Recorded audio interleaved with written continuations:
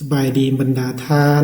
จะมาสืบต่อเผยแพร่บทอธิบายประมวลกฎหมายแพ่งซึ่งจะมาลงลึกในมาตรา126กฎระเบียบของสมาคมต้องมีกฎระเบียบซึ่งประกอบด้วยชื่อของสมาคมและเนื้อหนังอื่นตามที่ได้กำหนดไว้ในมาตรา108ของประมวลกฎหมายฉบับนี้และระเบียบการที่เกี่ยวข้องตัวนี้ถือว่าเป็นเนื้อหนังของมาตรา126เนาะและต่อมาจุดประสงค์ของมาตรานี้เพื่อกำหนดให้รู้เนื้อในสำคัญอยู่ในกฎระเบียบของสมาคมเนาะตัวนี้ถือเป็นจุดประสงค์และต่อมาตัวอย่างกและขอสร้างตั้งสมาคมอยู่แขวงจ้อ